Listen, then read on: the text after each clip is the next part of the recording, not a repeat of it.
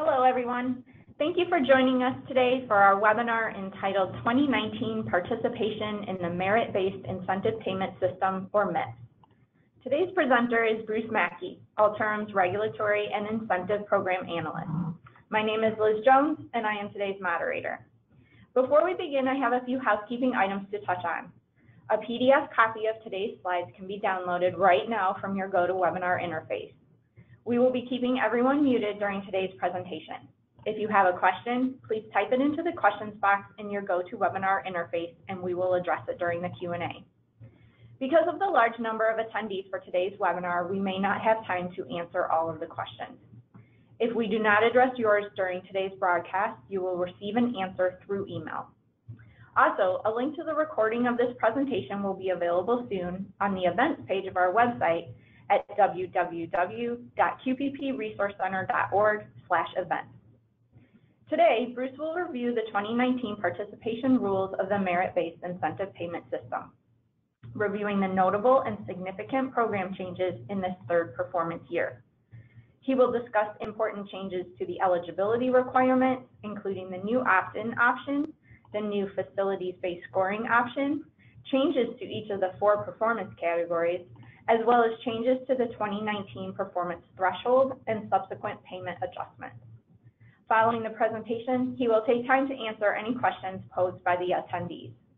Please note, the information you will hear in this broadcast is current as of today and is only intended to be a general summary. With that, I will turn things over to Bruce. Thank you, Liz, and thank you everybody for joining me today to go through the 2019 participation rules of the MIPS program. It's been a couple of months since I have broadcast this deck, so hopefully in that time you've been getting some good information and working on figuring out how you're going to participate. As she mentioned, if you have any questions for me, please put them into the questions box of the GoToWebinar interface. I will try and leave some time at the end. I will say that I know, as usual, I have more information on my slides than I can possibly cover in the hour or so that I'll be talking. So in the interest of time and ensuring that I leave enough time on the back end for questions, I will just blow through some of the information. But again, I wanted to make sure that you have it. I would encourage you to please grab the handout so that you have the full page slides. There are some hyperlinks to resources and whatnot throughout here, and then likewise you'd have that information that I don't have the time to cover during the presentation. All right, so let's dive in. We are here to talk about the Quality Payment Program, or the QPP. There was a portion of the MACRA rule, the Medicare Access and CHIP Reauthorization Act of 2015. It gave us these 2 participation paths of the Quality Payment Program. Ultimately, what MACRA was doing, or what the QPP was all about, was repealing the SGR, the Sustainable Growth Rate. That was a very terrible program, I guess I'll say, that was going to severely cut the Medicare reimbursements for clinicians, may have devastated the whole Medicare program. So we've thankfully gotten rid of the SGR, and it is replaced with the Quality Payment Program. Ultimately, what Medicare is doing is changing the way that they're paying clinicians. They're going to establish this new framework to reward clinicians for value over volume. The previous fee-for-service model that we had for many, many years treated all clinicians the same. No matter who you were, you got paid essentially the same amount for the services that you're providing. And it made no distinction between high value and low value patient care. This is designed to get rid of fee-for-service payments and start to reward clinicians who can demonstrate higher quality and lower cost care. So we have these 2 paths of participation. We are going to focus today on the MIPS track, the Merit-Based Incentive Payment System. If you are in an advanced alternative payment model, that is kind of the highest level of different payment models out there. When you see advanced APM, most of those are ACOs that have enough two-sided risk built into it. The vast majority of the ACOs out there are not advanced APMs. There's something called a MIPS APM, which sort of puts you in the middle of these two different tracks. So just be aware of that if you're in an ACO, that doesn't mean you're in that advanced APM track. Chances are, even if you're in an ACO, you're probably still in the MIPS track, and you sort of bridge the gap. Being in that MIPS APM still affords you some wonderful benefits within the MIPS track, but you do still have to participate in the MIPS track. So again, we're going to focus exclusively on MIPS participation. This is still where we see the vast majority of clinicians participating in the quality payment program. Over time, CMS is hoping or designing this such that we will have more and more clinicians joining these advanced APMs over time. And so maybe at some point we're going to tip the scale where most clinicians are in advanced APMs instead of the MIPS track. But for now, the vast majority of you guys are in the MIPS track. So that's where we're going to focus. And that's also in this year, that's where we saw the most of the changes in the program. There wasn't a whole lot that changed under the advanced APM track. So MIPS is the merit-based incentive payment system. It combined multiple legacy Part B programs into a single program. It took the Medicare EHR incentive program, and I'll pause here as I usually do to indicate or to point out that this does not change or alter or do anything to the Medicaid EHR incentive program. It's otherwise known as meaningful use. There were always two different meaningful use programs running. There was a Medicare meaningful use program and a Medicaid meaningful use program. MIPS is now sort of the new version of the Medicare meaningful use program. The Medicaid program is still alive and well here in our state in Michigan. It will continue through 2021, and I know a lot of you are participating in both of those programs. There's a lot of incentives to be had yet on the Medicaid meaningful use program, so if you can still participate in that program and you have incentives to collect yet, I would encourage you to do so. Although the Stage 3 program in that program in Medicaid meaningful use is a rather difficult one that we would love to help you with as well. So this also took the PQRS program, which was running for many, many years, and it sunsetted in 2016. So that is now pulled into the MIPS track of the QPP, and then the value-based payment modifier. So what this program did is it took those programs, kind of put them in a blender and gave us this new program called MIPS. Within MIPS, you have 4 performance categories that you can participate in. You don't have to participate in all 4, but if you're going for the best score you can and subsequently the best reimbursement rate you can get, you're going to want to try and participate across all 4 of these categories. And I'll explain kind of what that means. But first, let's talk about each category.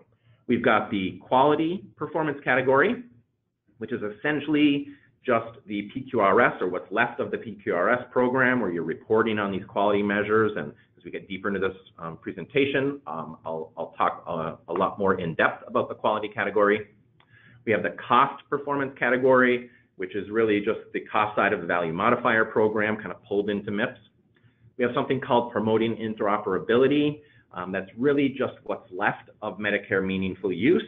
It has undergone a major overhaul, and there is actually very little difference now between what you might have known as Medicare meaningful use and what we now know as promoting interoperability. Last year, this program, or this category was called ACI, or Advancing Care Information. Last year, it underwent a name change, and it is now the Promoting Interoperability performance category. And then we had what was a new category in MIPS called improvement activities, where you're selecting from 118 different potential improvement activities that you've got implemented in your clinics, and attesting to having those implemented for a minimum of 90 days in the calendar year. And I'll talk more in depth about all 4 of these categories. But first, let's talk about who's eligible, who is included, who needs to participate, who's required to participate in this program. So we did see a significant change this year from last year. In 2018, we had just a handful of eligible clinician types that were included. We did see those same 5 clinician types pulled through into this year, into 2019, but we also then added clinical psychologists, physical therapists, occupational therapists, speech language pathologists, audiologists, and registered dietitians or nutrition professionals. They are now being pulled into this program. I think over time, CMS is going to add to this list, so we will see this list of eligible clinicians expand over time. Again, the overall goal of this program is to shrink fee-for-service payments to be the smallest way that folks are getting paid for providing Medicare services to their patients. So the only way they're going to be able to do that is if they add more and more clinician types to this list of eligible clinicians or ECs. So as of right now, this is what we have for 2019. And just as a reminder, CMS, the definition of physician is not just the MDs and DOs, but it also includes doctors of dental surgery, dental medicine, the podiatrists, the optometrists, and the chiropractors as well.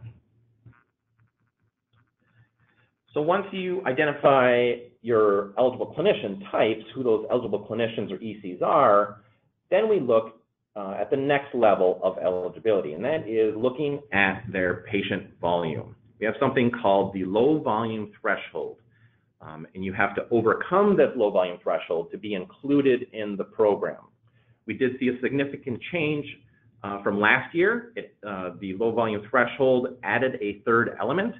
So bullets 1 and 2 on your screen right now, we previously had in this program in 2018. So that's you must bill more than $90,000 a year in allowed charges for covered professional services under the Medicare PFS, and you have to furnish covered professional services to more than 200 Medicare beneficiaries. And now this year we have a third element. You also now have to provide more than 200 covered professional services under the PFS. So if you note, in between each of those bullets, it's an and. So all three of those have to be true for you in order to have your participation be mandatory in the program. If any one of those three is not true for a clinician or potentially a group, and I'll talk about how that works in a moment as well, then you would be exempt from participating in the MIPS program for this year. There's a couple of different ways that you can check your program eligibility. I think the most popular one that folks go to, at least initially, is on your screen right now. That's the participation lookup tool at CMS's main QPP website. That's qpp.cms.gov. You can also, there's a secondary place. If you go to this one, the hyperlink on your screen now, that's going to show you individually, clinician by clinician, what their eligibility is. So you put in a single NPI, and it's going to list out all of the locations that NPI is billing under, not just your tax ID, but if they're working at multiple organizations, it's going to show all of that data. You could also log into the portal. So at that same website, there's the attestation portal. If you log in on that website, that's going to get you to another place to check eligibility, and that's going to just show you your clinicians under your tax ID. You may find that to be a better place, kind of a one-stop shop to get all of your clinicians' eligibility all in one place, but either one works.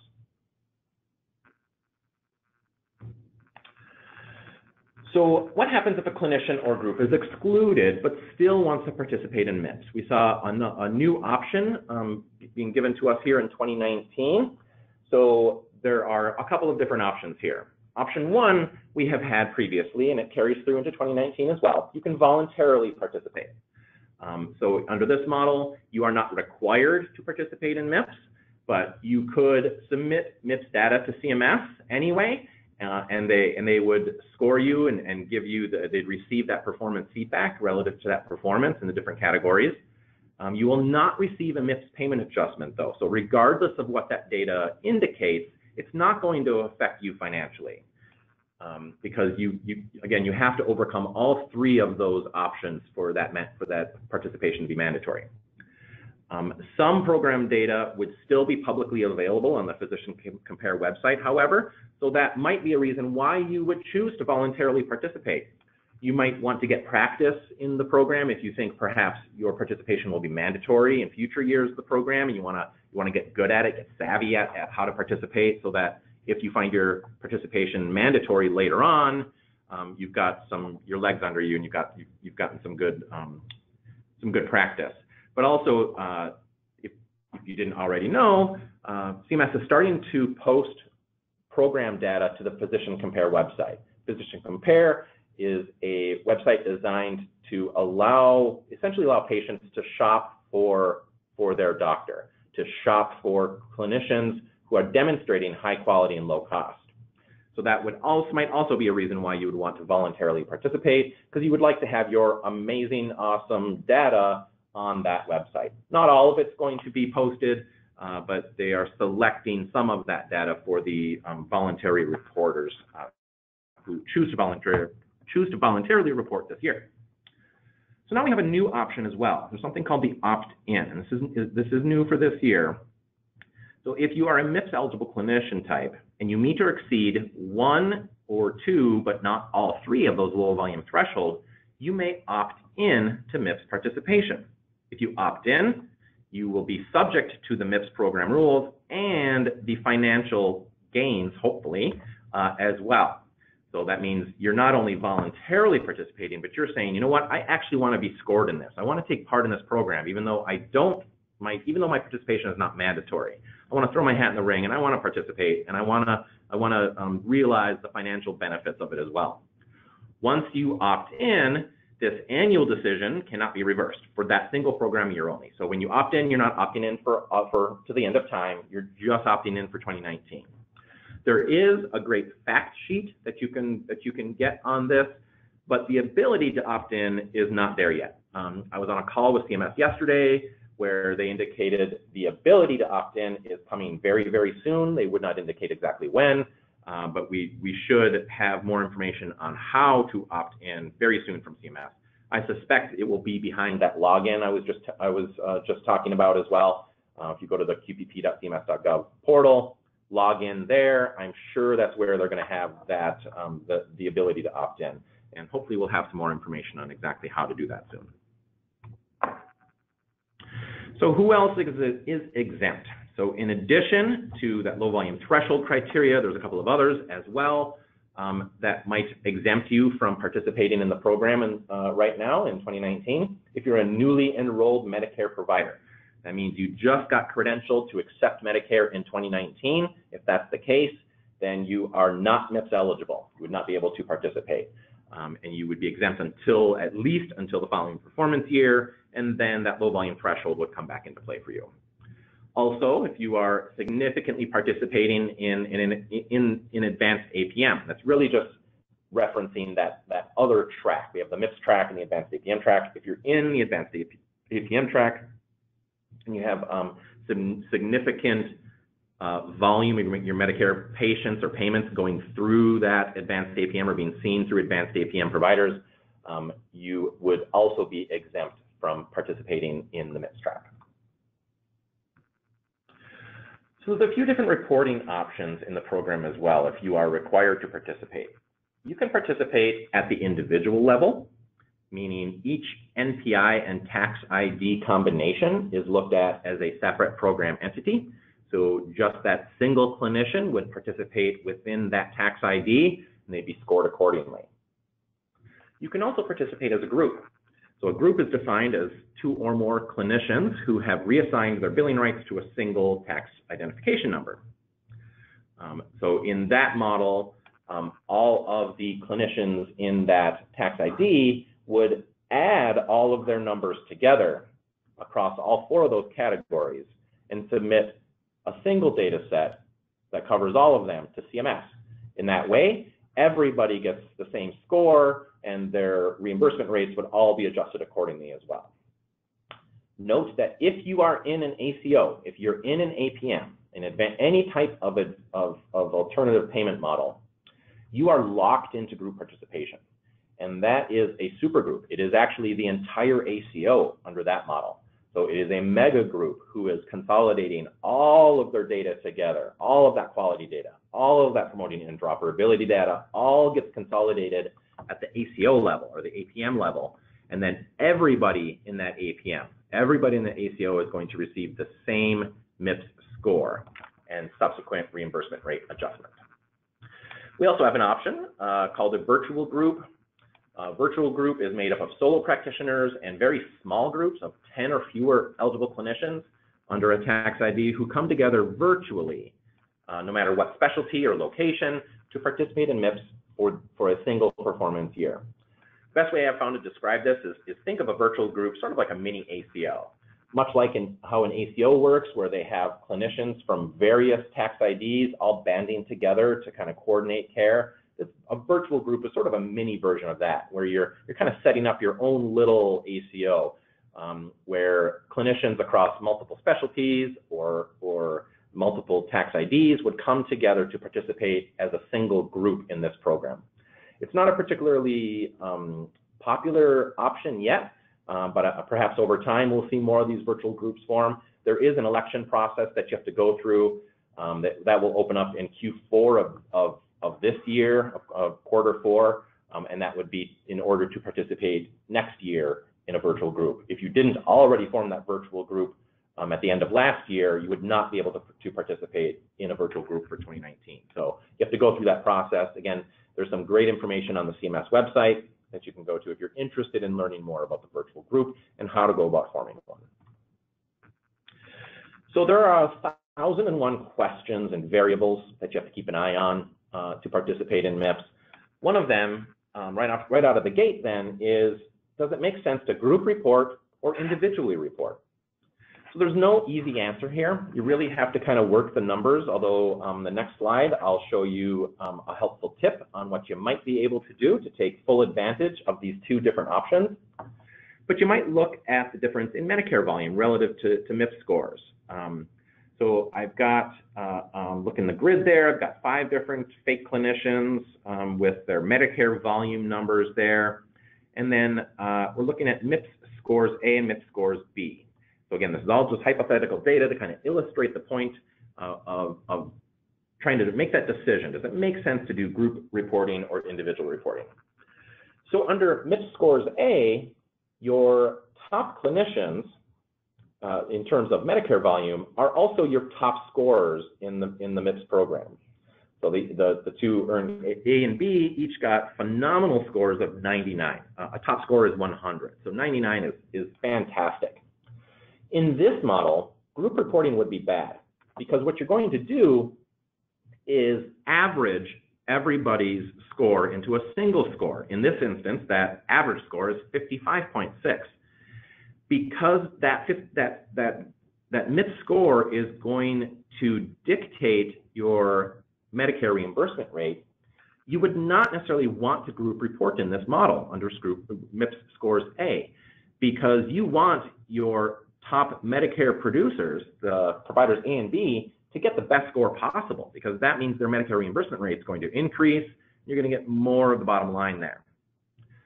But it's the opposite for MIPS score B. So on the flip side, D and E are at the bottom in terms of Medicare volume, but they had the best scores. So here, group reporting would be fantastic because you would, again, the providers A and B in the B column are not doing that well. On their own, they're only getting 10 points or 20 points out of a possible 100.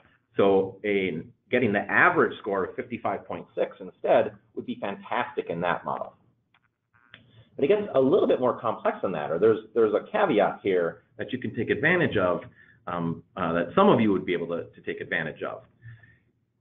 Here, we learned that if you are able to report both as a group and an individual, and you do report both ways, so you're reporting group data and individual data, CMS is going to award that clinician with the better of those two scores. So with that in mind, a great strategy then would be to always group report, with the caveat there, unless your group score is below the minimum performance threshold, you would not want to do that. So then, once you group report, if a single clinician is eligible to also report individually, and that would mean they would have to meet that low volume threshold at that individual level, and that clinician's individual MIPS final score is better than the group average, also send that data to CMS. So with that strategy, those lower performers' scores in the group are raised by the higher group average, and then your higher performer scores are not negatively affected by those lower performers, as CMS will adjust reimbursement rates off their better individual scores instead of the lower group score. So this doesn't always work for everybody, but if it does, I would highly encourage you to do this. That way you are taking full advantage of this little caveat there, where if CMS gets group data and individual data on a clinician, they're going to award that individual clinician with the better of the two. So your low performers get the group score, and your top performers get to keep their own individual score. We didn't see any change in the MIPS performance periods. So within each of those performance categories, there is a minimum amount of data that must be provided in order to be scored. And we didn't see any change. So under the quality category, just like last year, you must report on a full calendar year, full 12 months, 365 days of data. Same thing with the cost category. They are measuring that. There's nothing you have to submit under cost. That's all being pulled off of your administrative claims, but they will be scoring you on a full 12 months of data there. Improvement activities is 90 days or a minimum of 90 days in the calendar year that you are attesting to having those improvement activities implemented. And then promoting interoperability, it's the same thing. You have to report for a minimum of 90 continuous days. And you may find that increasing that, that number of days might give you better scores in that category. So don't necessarily limit yourself to only 90 days of data for under the PI category. You may find that increasing that to 91 or 105 or even 365 days might earn you a better promoting interoperability score. So it is not just strictly 90 days, it's 90 plus days, and you get to choose that. That is up to you. We saw a slight shift in the weighting for the performance categories. So again, what you're really doing under this program is trying to earn the best MIPS final score. The MIPS final score is a combination of performance across the 4 categories, but each of those 4 categories are not weighted equally. And we will continue for the next few years see these category shifts weight just or change just a little bit. So this year, we have quality worth 45% of that final score. So that's nearly half still. It's worth the most. It's also the most complicated to participate in, but it's probably the most important one to do well in as well, because it is worth the most weight. Cost is worth 15%. Improvement activities is also worth 15%, and the PI category is worth 25%. We are going to continue to see the quality weight decrease and the cost weight increase over time. The eventual goal, which we will be at in the year 2022, will be quality worth 30%, cost worth 30%, and then improvement activities and promoting interoperability exactly where you see them today. So we're going to continue to see quality lose a little bit, and that weight will slowly shift over to cost until they're both worth 30%. We've got some new terminology to be aware of from last year to this year. There was some confusion within the quality category in terms of data submission, and so CMS tried to more clearly define some terms here. So we have something called a collection type, something called a submission type, and a submitter type. I'm not going to read everything here. You can grab those slides and read through that and hopefully it makes sense to you. What I want you to pay attention to, though, is the submission type. That's going to be most important as we talk through the quality category here. It is the mechanism by which a submitter type submits data to CMS. It could be direct, where you're sending your EHR vendor is sending that information directly to CMS on your behalf. You can log in and you can log in and attest. You can log in and upload some data there. Medicare Part B claims data is a way, or the CMS web interface. There's a bunch of different ways that you can get that data to CMS. And that really matters, and I'll talk about why in just a moment. Here we have across the different performance categories as an individual clinician, what is available to you. And again, look at that submission type. It does change from category to category. We did see a significant change here under the quality category as well, where Medicare Part B claims is only available to small practices. A small practice is defined as 15 or fewer billing clinicians. So they are the only ones who can do claims-based reporting under the quality category. You'll also note that you can log in and upload your quality data, which means you are getting something called a QRDA3 or a JSON file from your EHR vendor and uploading that there, but you can't manually attest. You can't log in and attest your quality data. There's no mechanism for that, like there is for the improvement activities and promoting interoperability. So this is the grid for individual clinicians. If you are reporting as a group, the options change just slightly. But again, note that as a group, you can this year report through the Medicare Part B claims option, but again, only if you are a small practice, 15 or fewer billing clinicians. All right, we're going to talk through the 4 different performance categories now, and I'll highlight the changes in each of those categories from last year to this year. So we're going to start with the quality category because it's worth the most. It's probably the most important one to do well in. It's worth 45% of that final score. To fully participate in the program, you're going to select 6 individual quality measures. One of them must be an outcome measure or a high priority measure. If less than 6 measures apply to you, which does happen, especially for some of the specialties, then you're going to report on each of those applicable measures, and CMS will score all of that accordingly. You can also select from some specialty-specific measure sets. There are 257 quality measures available to report on in 2019. That makes it rather difficult to sift through and find the best measures, especially if you're in a specialty. It can be rather difficult to find those clinically applicable measures. So they have set up these specialty-specific measure sets to kind of help you there, although I'll circle back to that and indicate why that might not be the best option for you. We are seeing some changes to the quality measures.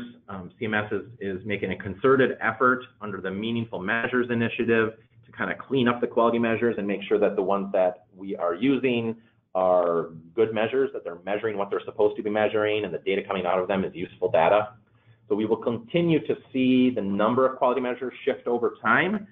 But they, for this year, removed 26 quality measures, including those that were process measures, or there were duplicative ones, meaning there was a couple of different measures that were sort of measuring the same thing, and then topped-out measures. And I'm going to talk about topped-out measures in just a little bit as well. It's a very significant thing to keep an eye out for. They also added some measures as well. And again, we have 257 to choose from. There are some bonus points. So CMS wants your data. You have to, if you're going to fully participate in this program, you're going to do those 6 measures. But if you over-report, you can get some additional bonus points, and it's a great way to kind of fuel that category score and ensure that you're getting the best category score that you can. You're going to get 2 bonus points for additional outcome or patient experience measures. For additional high priority measures, they're going to give you an additional point. And then there's also something called electronic end-to-end reporting. So thinking back to those different submission options I was talking about, where you log in and attest, or your EHR vendor sending them, or the claims-based reporting, some of those are deemed electronic end-to-end reporting. And that means there's no human intervention there. So claims-based reporting is not an electronic end-to-end reporting, because that's a very manual process. But if you submit your quality data through your EHR, whether your EHR is your vendor is submitting that on your behalf, or you're getting what's called a quality file or a QRDA3 or a JSON file from your vendor, and you're uploading that yourself to the website, those would all constitute electronic end-to-end reporting. And you get an additional point added to each one of those measures. So again, it's a great way to kind of beef up your quality score. There is a cap at 10% of your category denominator, so you can't send them 100 additional measures and get points for each of those. They're gonna cap you at an additional 10%. That can be a very significant way to boost that score. Last year, we had something called the small practice bonus. It was worth 5 points, and they added that to any small practice that participated, but it was added to the MIPS final score. They changed it a little bit this year. it is now moved and it's added to that numerator within the quality category, and they've increased it from 5 points to 6 points as well. So if you are a small practice and you participate in the quality category by sending data on at least one quality measure, they're going to automatically bump your numerator by an additional 6 points there. And again, a small practice is defined as 15 or fewer billing clinicians. Note that is not just eligible clinicians. That is not just your MIPS eligible clinicians. That's looking at any NPI in your TIN that is billing to Medicare. That is counted in that small practice definition. We also have something called data completeness that you have to keep an eye on. Data completeness is defined as a measure that indicates whether the information submitted contains the complete set of data items. Was the quality measure applied to at least 60% of the applicable patients? If you are doing EHR-based reporting, your EHR is going to apply that particular quality measure to all applicable patients. So data completeness is going to be 100% automatically if you're doing EHR-based reporting. But the other sort of manual ways that you can report, for instance, the claims-based reporting requires you to put what are called G codes or quality data codes on your claims. And you have to ensure that whatever quality measure you're choosing, you're putting those G codes on a minimum number of patients to which that quality measure applies. So you look at that denominator for that measure, and you must be measuring against at least 60% of those applicable patients.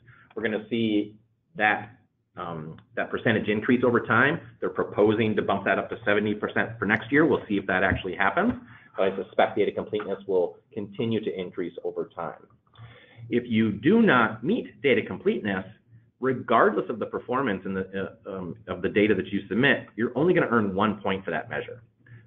That's not good. You can earn as much as 10 points for fantastic performance.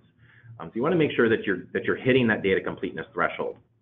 If you are in a small practice, however, the worst you can do is 3 points. So instead of earning 1 point for that measure that didn't meet data completeness, it would bottom out at 3 points instead. There is some improvement scoring available to you as well. So when you participate in this program in 2019, and if you did also participate in the quality category last year in 2018, CMS is going to look at last year's quality category score and this year's quality category score, and if there was significant improvement from one year to the next, they're going to award you with some additional sort of bonus points for that improvement. Topped-out measures refers to a measure that performance is so high and unwavering that meaningful distinctions and improvement in performance can no longer be made. That means that everybody is doing phenomenally well in a measure. When that happens, it's deemed topped out. CMS over time is going to be taking these topped out measures out of the program. You won't be able to use them if they're topped out for a significant amount of time. Before they get removed, we will see these significantly topped out measures getting capped. So instead of a 10-point max for perfect performance on a measure, if it is significantly topped out, it's going to be capped at 7 points. So that is a factor you really need to be aware of. You can really hurt your quality category score if you're choosing too many topped out measures. And in just a few slides, I'm going to talk a little bit more about topped out measures too, and kind of how to be wary of them.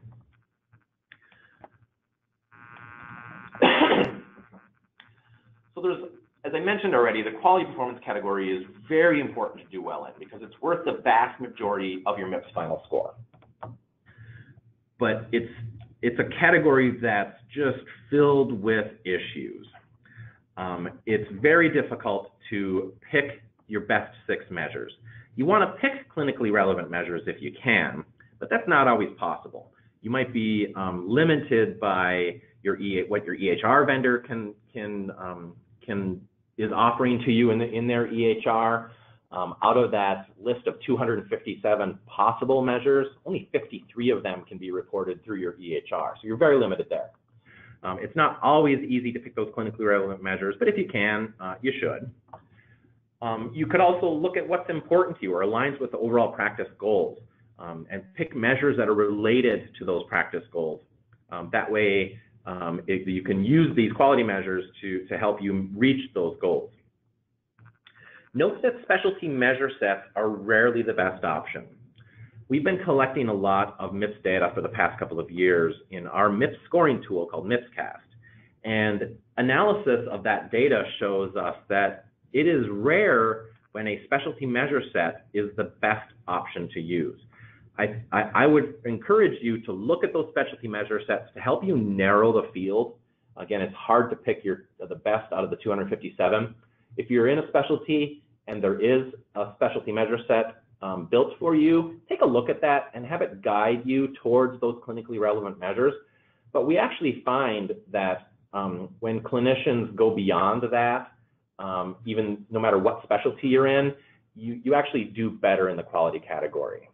So just because you're in a specialty and there is a specialty measure set doesn't mean you have to use it. You certainly can, but you will actually find that if you go beyond that and let's say you have a specialty measure set that has 6 measures in it, but maybe only 3 of those are your best, you might actually find that the other 3 come from outside of that specialty measure set. And you can do a sort of an a la carte approach there. Anybody can report on any of the 257 measures. Registries, again, there's different ways to submit that quality data. The registries that are out there, and there's a lot of fantastic registries, whether they're a qualified registry or a QCDR, a qualified clinical data registry. Those QCDRs can create and use their own custom measures. So they get to design, I think, up to 20 of their own measures and submit those for approval. CMS gives that stamp of approval on that quality measure, and then you can use that in the MIPS program. This is often a good option for specialists who have limited measure options out of that list of 257. So really the list of quality measures is much, much greater than 257 when you begin to count the multitude of custom registry measures that have also been added and are available to you. So once you select those 6 measures, there's another problem you have to overcome, or a series of issues you have to at least investigate. You can't, unfortunately, trust the data coming out of your EHR. We continually see widespread issues with the vendors. Even though your EHR vendor has been certified for a particular quality measure, it doesn't mean the EHR vendor is calculating it correctly. And I know how silly that sounds. You would think that certification would somehow indicate that that your vendor is calculating this correctly. I promise you that's not always the case. We see the widespread vendor issues. So once you pick your measures you want to report on, you really need to do a deep dive, or you should do a deep dive into the data coming out of your EHR and look at those numerators and denominators. And for anyone that's captured in the denominator that isn't also in the numerator, look into why. Look into that quality measure. Look at the data that quality measure is looking at.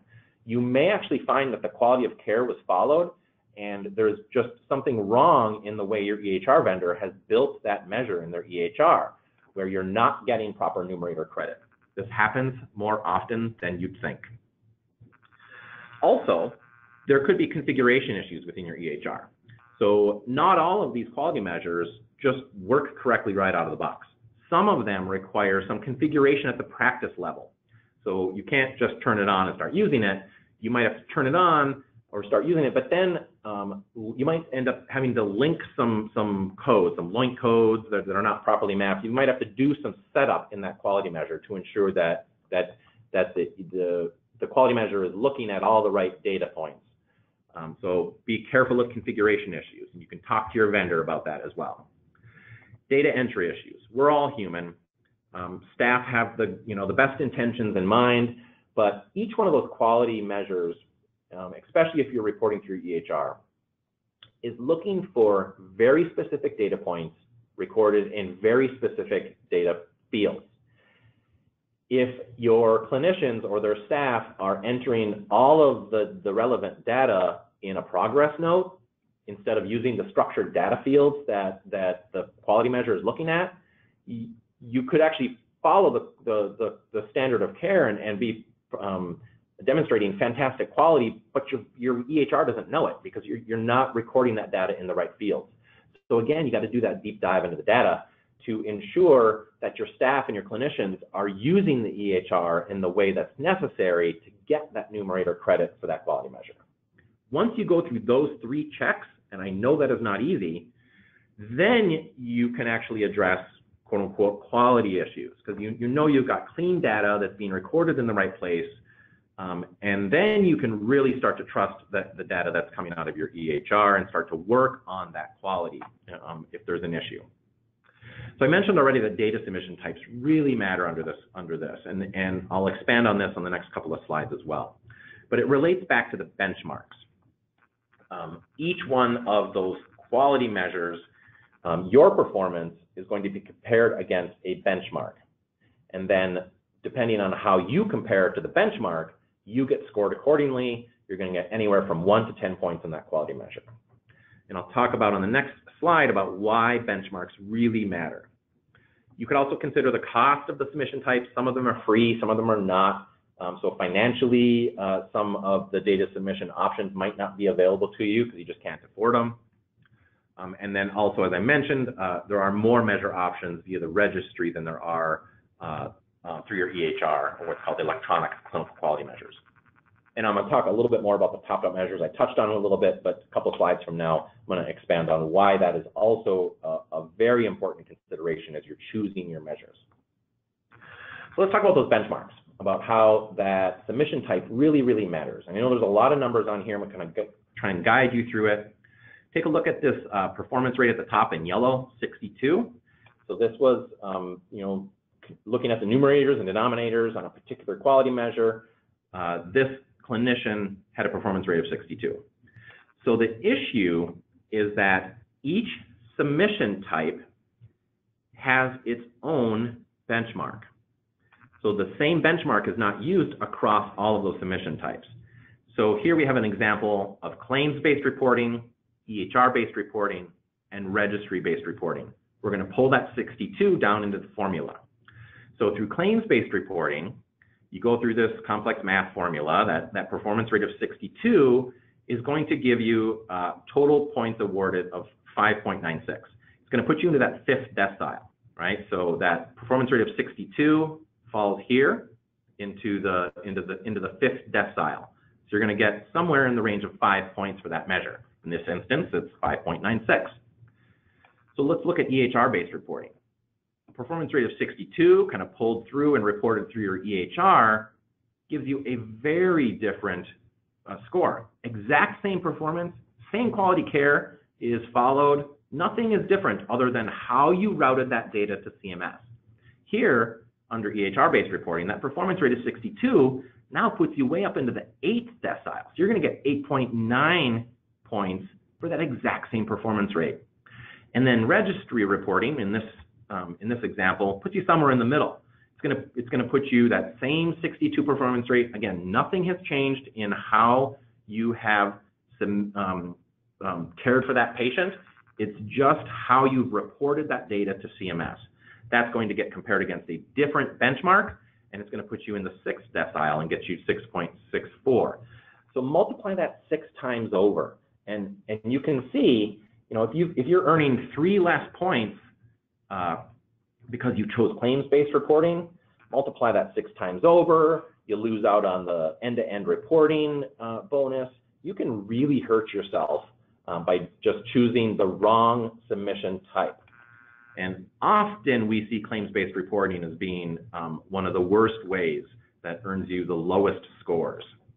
So be very aware of that. I've talked a couple times about top-down measures. You really need to avoid them if you can. It's getting more and more difficult to avoid top-down measures. You definitely want to avoid the ones that are capped if you can. So a top-down measure that's capped at 7 points, again, if you do too many of those, you can significantly hurt your quality category score. But it's not just the capped ones that you have to worry about. Any of them that are topped out, even if they're not capped yet, can be really hard to do well in. So if you look at this at the top box here, I have a sampling of topped out measures but they're not yet capped.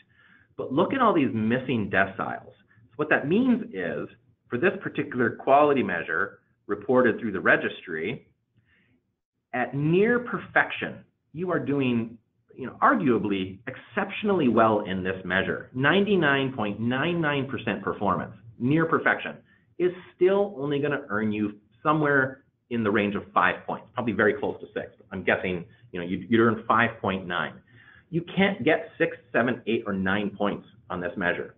It's not until you have absolute perfection at 100% that you would get to the 10th decile.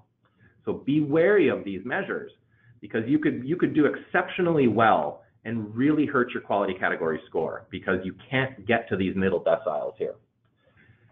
But it goes beyond that as well. A lot of these measures are also nearing topped out status. So here we've got some that they're not topped out, not being capped, but we're still missing some decile points. So here again, near perfection, even on a measure that hasn't crossed that line to be labeled as topped out yet, is getting pretty close. And I would guess next year CMS is going to have this one labeled as topped out. But before that, we're already missing deciles 7, 8, and 9. So again, you're going to really hurt your quality category score there unless you've got 100% on all of these measures. We're going to move into the cost performance category. So we're 15% of that final score.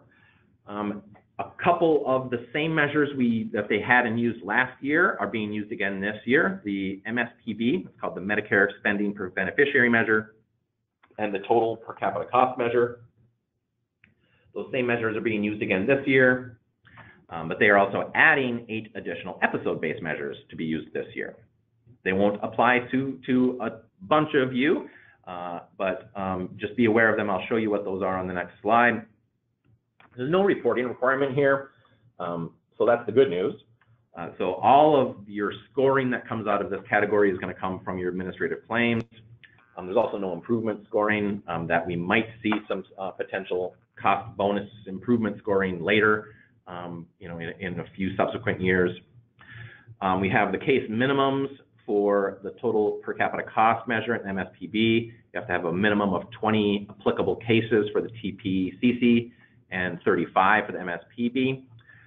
So what that means is CMS is only going to score you on, out of these 10 potential measures, they're only going to score you on the ones that they can.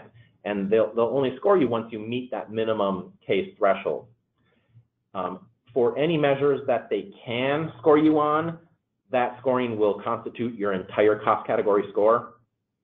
If none of the 10 measures apply to a clinician, which does happen to a lot of you, especially in some specialties, none of those 10 measures are going to apply. And in that instance, the cost category weight of 15% for this year is going to move over to quality. So that 15% gets added to quality, making your quality category score worth 60% instead of 45. So we do see that happen for a lot of clinicians still. And I think over time, as they add more and more episode-based measures that apply to more and more of those specialties, we'll see that happen less. But I think just like we saw last year, we'll see for a lot of you, none of those cost category measures are going to apply, in which case it gets moved over to the quality category. I would urge you to grab the fact sheet if you want to learn more about the cost category performance. That fact sheet, the hyperlink at the bottom of the screen right now, gives a lot of great information on how they are going to calculate that cost performance category. It also gets into the attribution a little bit, and you can tell how many attributed cases might you have in your patient panel. These are the 8 new episode-based measures. You can see they're very specific to different specialties. They won't apply to a lot of you folks. And then I've got some additional resources at the bottom there too. If you want to really unpack and really understand that cost category for 2019, grab those resources as well and go through them. Measure attribution is a big part of this. In the interest of time, I'm not going to get into it again. That measure attribution was what indicates whether that cost category measure is going to apply to you or not. Again, if you want to unpack this and really understand the cost category performance, grab those resources that I referenced on the previous slides. Now that I've gone through the quality and cost categories, before I get to the other two, I want to pause here and talk about what I believe is going to be a great new scoring option that will apply to many of you in 2019. There is now something called facility-based scoring, which applies to the quality and cost categories. It's an option for clinicians who meet certain criteria beginning this year, and it allows for those clinicians to have their quality and cost performance category scores based on the performance of the hospitals at which they work. Hospital-based clinicians are often doing the vast majority of their EHR work, their charting, in the hospital system, which makes it impossible or very difficult, at the very least, oftentimes impossible, to report that data at the tax ID level. So they're at a big disadvantage there. So this facility-based scoring looks to bridge that gap. It allows those hospital-based clinicians that don't have the majority of their data in their own EHR, that's locked into the hospital EHR, their quality and cost performance is then scored under the hospital at which they work. Note that it is not applicable to clinicians participating in a MIPS APM. So if you're in an ACO, this does not apply to you. But if you are not in any type of ACO and you are a hospital-based clinician, I believe this is going to be a fantastic option for you this year. I've got the applicability for what it means to be eligible at the individual level and the group level. I'm going to buzz through that in the interest of time. We have the attribution. Again, I want to note under the election that CMS is automatically going to apply facility-based measurement to the clinicians and groups who are eligible for it and who would benefit from it. So CMS is automatically going to do this for you if they can. And I'll on the last slide related to facility-based scoring, I'll point out why that is okay. For some of you, your heart might have skipped a beat right there to say that CMS is going to automatically do this. Ultimately, that is a good thing. There's no submission requirements for an individual clinician that wants to be scored under facility-based scoring. But if you are participating at the group level or you would like to be scored at the group level, you have to somehow indicate to CMS that you want to be scored at the group level. You would do that by submitting at the group level under any one of the two other performance categories, either the IA category or the PI category.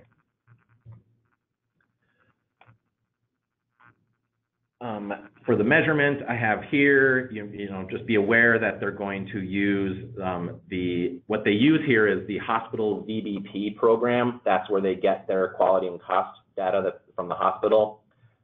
They're going to, they use the VBP program data that starts within this year. So it's really the 2020 hospital VBP program data that's going to be used for you if this applies in the 2019 performance year.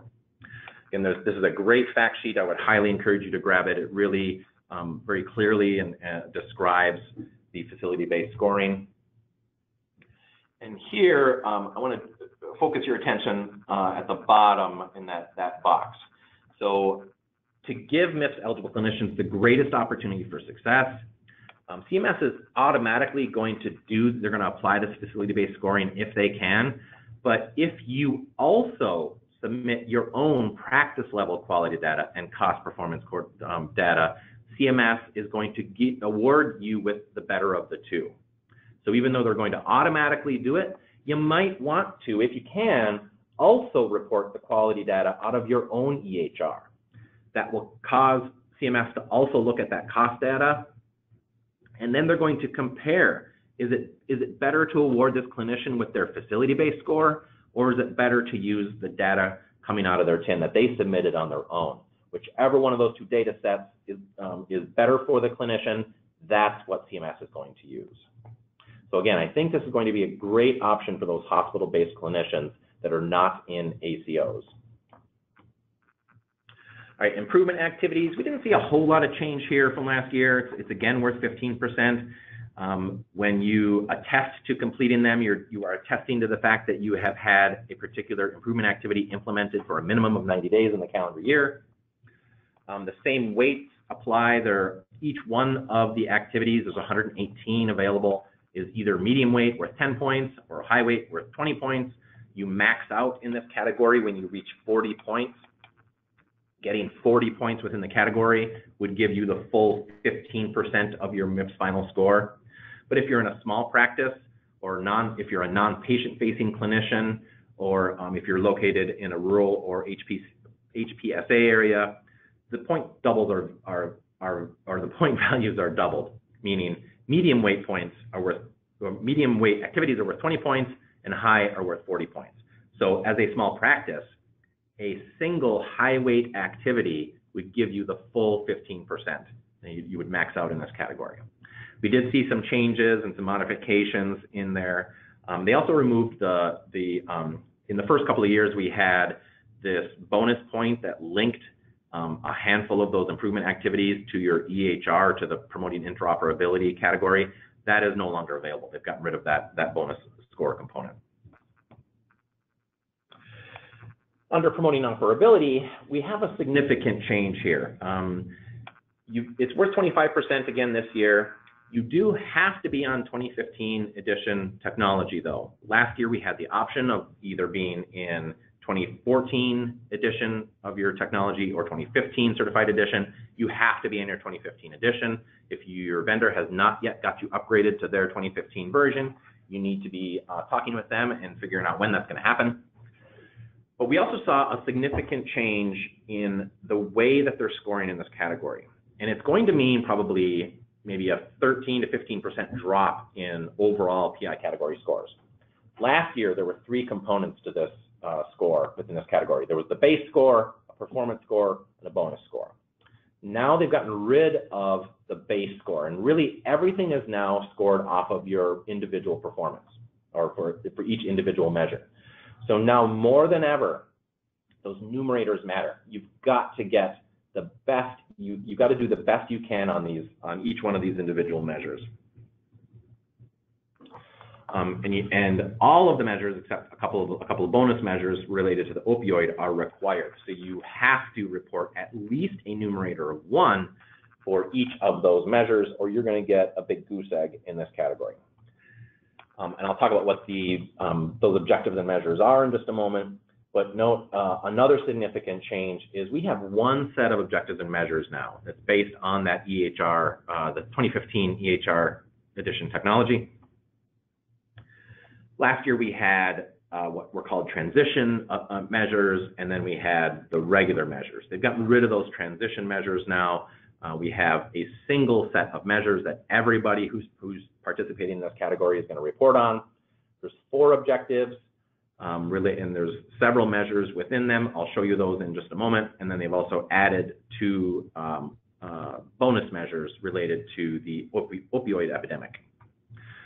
So here we have the 4 objectives, and then each of the measures contained within them, and then the maximum number of points that you could earn. You'll note there is 110 points total available to you. You max out at 100 points, so you could boost your score a little bit by participating in the 2 bonus measures under e-prescribing. But again, you want to do the best that you possibly can. You need to capture these numerators to max out in this category.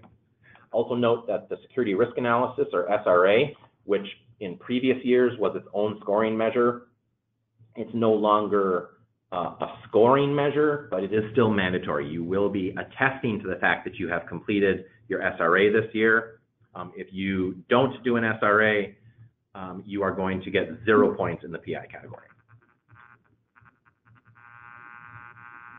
So again, the scoring here is where we see the vast majority of the change you need to be aware of. Everything is based off of that performance now. In previous years, that base score gave you 50% of the total possible points, so it was sort of a low bar to get halfway there, and then everything else came from that performance. Now 100% of your score is going to be measured off of how well you're doing on each one of those individual measures. Note that there are exclusions, just like in previous years.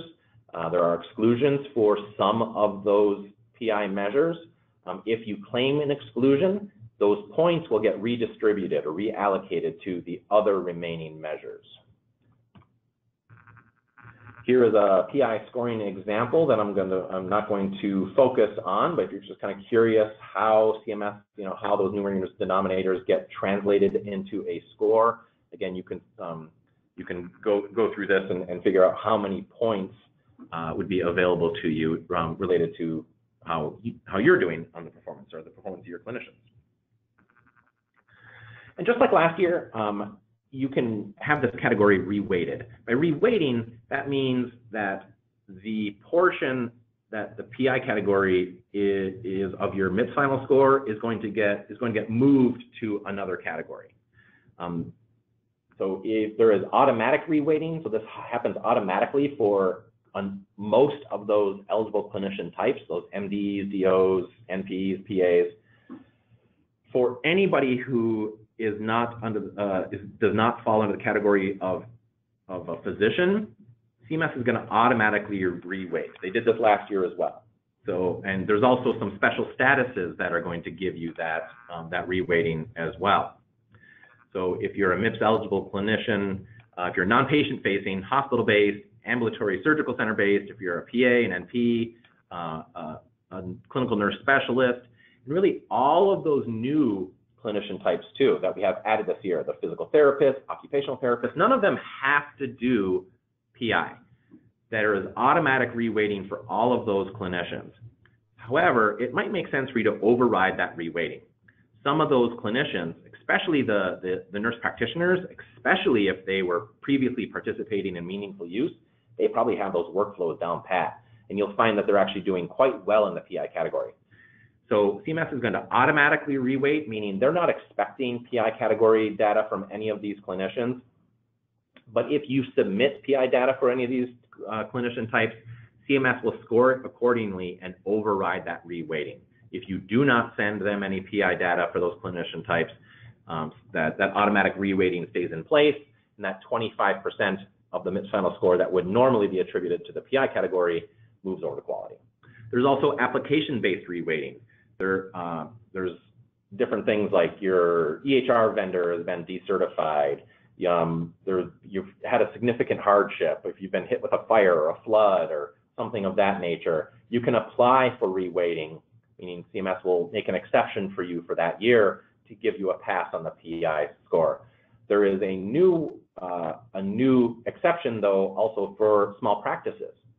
So if you are a small practice, 15 or fewer billing clinicians, and you don't want to take part or participate in the PI category, you can apply for that reweighting. And just by being a small practice, CMS is going to reweight that 25% over to quality. You can't do this yet. While we know you'll be able to submit the application through the end of the year for this year, this exception application is not available yet. I was on a call yesterday with CMS, and they indicated that it will be available soon. They know that everybody is waiting for it. They didn't indicate that it would be in a few days or in a week, but they just said a couple times during the call that it will be posted very soon. So hang tight if you are intending to reweight. It's a very simple, very quick application. It literally takes a couple of minutes to do at most. And you'll have until the end of the year to do it. It doesn't really matter when you do it in 2019. So hang tight. We should have that application very soon. There's a complex patient bonus as well. CMS looks to level the playing field. They recognize that if you are taking care of a significant number of highly complex patients, again, it's those patients that have multiple diagnoses, they got a lot going on, they know that they require a lot more of your resources to provide care. So they try to level the playing field here under MIPS by adding up to an additional 5 points to your MIPS final score if you qualify for that. And again, they will take care of counting all of that for you. You don't have to apply for that bonus. Performance thresholds and payment adjustments, kind of what does it all mean once you get through this category? We did see, and we will continue to see, an increase in the point performance threshold, meaning that minimum number of points you have to earn in your MIPS final score to avoid a penalty. Last year it was 15 points. This year it's doubled to 30. Next year, I believe we're going to see it, it's going to go up again to 45. and then up to 60, up to 75. We're going to keep seeing that go up each year. So for 2019, it is at 30 points. There is an additional performance threshold. So if your MIPS final score is at 75 points or above, you're going to see some additional monies added or some additional percentage added to your Medicare reimbursement rate. The penalties have also increased. Last year was 5%. This year it's up to 7%. So you don't want to get a 7% decrease in your Medicare reimbursement rate. So if you're required to participate, you're going to want to. And again, we're going to see that move up again. It's going to top out at 9%. So we are not yet at the point where we're seeing positive adjustments of 7%. However, just like last year, it is a very meager top-end adjustment. And it is because of budget neutrality. This program is built to be budget neutral, meaning the folks that are getting penalized are paying for those that are getting incentivized. And because that threshold is so low still, as they're ramping this program up, it's relatively easy to avoid a penalty. Because very few of you are getting penalized, there's not enough money to see adjustments at that cap of what was 5% last year and is 7% this year. Over time, we're going to see that change. There's going to be more and more clinicians that get penalized, and I'll explain that in just a little bit. So don't expect a 7% bump in your reimbursement rate for this year. That's just not going to happen. But over time, we'll see those increase. So here's the point breakdown. So as I mentioned, that performance threshold is going to incrementally increase each program year. So CMS right now is setting it themselves. So in the first year, it was 3 points. The next year, it was 15 points. This year, it's 30 points. Next year, they're proposing it to be 45 points. We'll see where it lands. The following year, they're proposing it to be 60. After that, it becomes the mean or median of the final scores of the eligible clinicians in a previous year. So right now, we are already seeing average performance in the 60s and 70s, and each year clinicians are going to get better and better. So by the 2022 performance year, we can expect that minimum performance threshold to be somewhere in the range of 70 to 85 points. That's going to be your minimum MIPS final score a few years from now to avoid any kind of penalty. So in 2022, participants will need to achieve scores that today are considered exceptional performance just to avoid a significant Medicare penalty. So I preach this all the time. Don't take the easy way out. We are in a transition period right now. We are ramping up in this program. CMS is making it relatively easy to avoid a penalty. Take advantage of that. Do the best you can, because this is your time to practice in the program and get really good so that in 2022, you are already achieving what today is considered exceptional performance. If you don't, you're going to get penalized. And I don't know any clinician that is okay with seeing their reimbursements paid to their competitors, but that is exactly what is going to happen. Don't be in that boat. All right, folks, we are ramping up. As usual, I've talked through most of my time here. If you are struggling at all in this program, I know it is incredibly complex and you have questions, we are here to help. CMS funds us to be out there helping all the small practices. If you are 15 or fewer clinicians, we offer you free technical assistance. We can help you, and we would love to help you. We want to answer your questions. We want you to do the best you can in this program. Don't struggle alone. Rely on us. Go to that link at the bottom of your screen, qppresourcecenter.org. Click the Join Now button. That's going to connect you to a team of subject matter experts and a wealth of tools. It's also going to give you access to something called MIPScast, which is our own proprietary scoring tool that we developed. We know how CMS scores within each of these categories. We can take your data and we can tell you exactly what that MIPS final score is going to be across the categories. It is very difficult to get through the quality category and determine what your best 6 measures are. MIPScast makes it incredibly easy.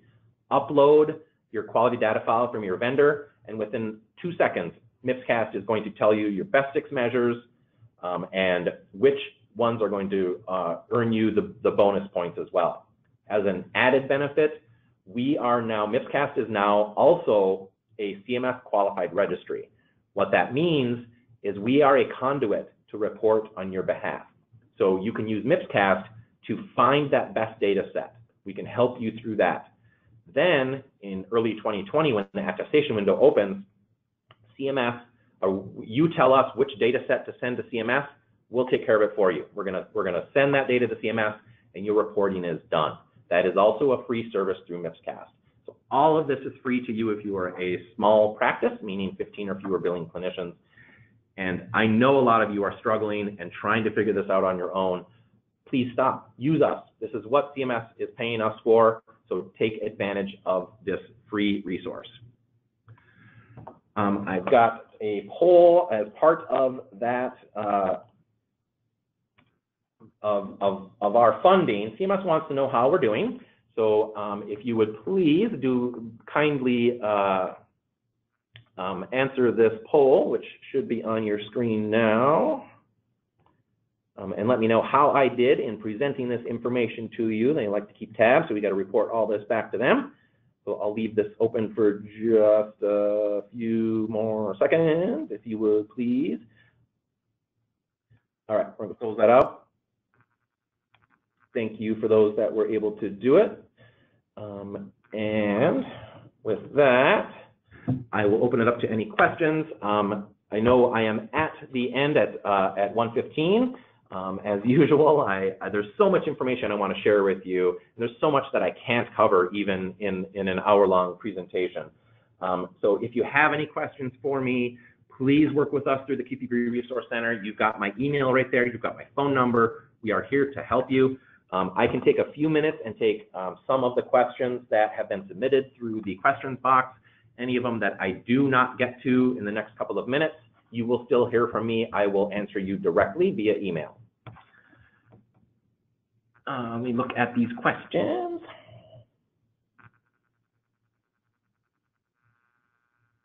There are normally 2 times when CMS tells us if a provider qualifies for the program. When will the second look be? So that is true. There are 2 different look back periods. One looks at prior performance, and then another one that looks at or your prior volume, I should say, where they're measuring against that low volume threshold. The next one we're still in right now. The second look back period looks at your claims data from October 1st of 2018 and ends on September 30th of 2019. So we're nearing the end of that second look back period. We usually don't see the data come from that second look back period until around the end of November, early December. So it's sort of near year end when we get that data on that second look back period. So just note, however, that if the look back tool right now says that you are exempt from MIPS reporting, that's not going to change. Regardless of what that second look back period is going to show you, that exemption from participation is going to remain the same.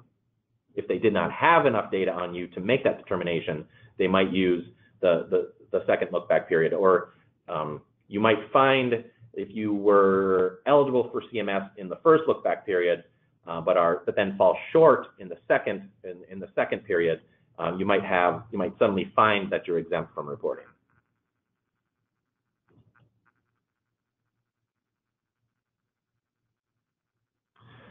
When your EHR cannot be accessed regarding data, how do we gather information for numerators and denominators? When can we request an exemption for PI? So I mentioned that the exception application should be live pretty soon. I would expect hopefully in the next week or 2, I don't know. But when that comes around, you can apply for that PI exemption if you have good reason for it, if you qualify for it. But if you can't get the data out of your EHR, your other options would be to work with a registry who can often get data out of your EHR. They can extract that data. You might need to do claims-based reporting as well. If you can't get the data out of your EHR, you're going to want to potentially look at some of the other reporting options if you're going to do quality reporting. And if you don't have a certified EHR, or again, if you're a small practice, there's ways that you can avoid reporting in the PI category.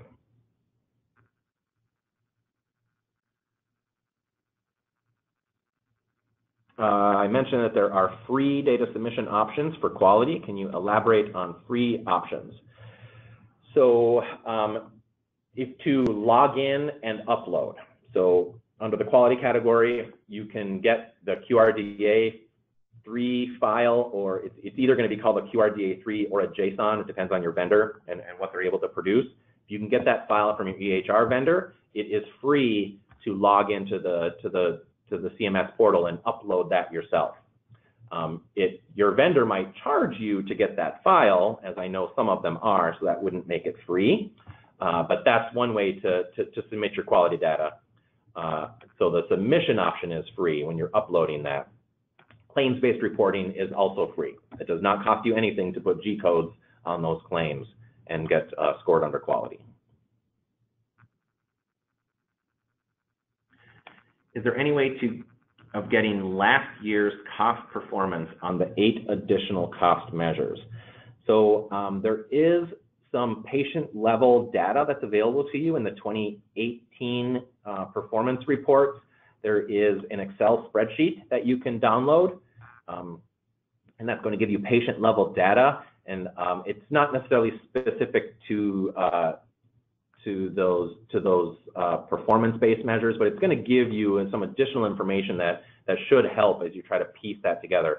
I know the cost data coming is not adequate, and CMS is doing what they can. They're trying to get better about giving real-time data to us. Unfortunately, a lot of the feedback data we're getting is a year old, so it's hard to apply it to current cost containment efforts.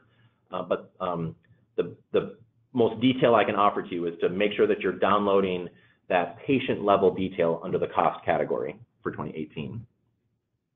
All right, I'm going to take one more question, and the rest of these I will do via email directly to you.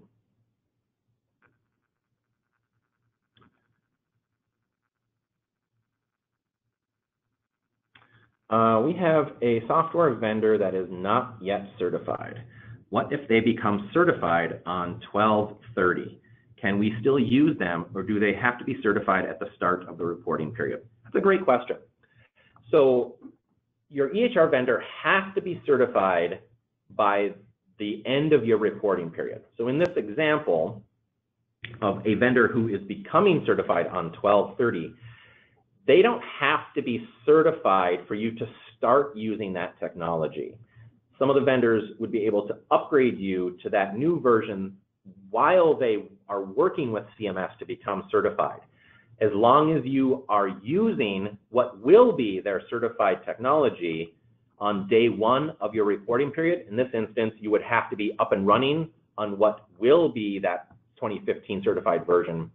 As long as you're up and running and using it by October 3rd of this year, that would give you 90 days on that technology. And as long as the vendor achieved certification by the end of the year, by that 90th day, you would still be able to participate in the PI reporting category. The caveat there, however, is if in the process of getting certified, they have to make some sort of significant change to that technology, that means you weren't using that technology on day 1 of your reporting period. So you're kind of taking a chance, but some of you are going to be stuck in that boat where you're working with your vendor to get on their technology, their 2015 version, while you're still waiting for them to get that certification. So it is possible, if they get certified on 12/30, to still participate in the PI category, as long as you were using that what was previously uncertified by October 3rd. All right, with that, folks, thank you so much for attending today. I appreciate you coming and listening to me. Hopefully you got some good information. Again, please work with us. We would love to help you through this.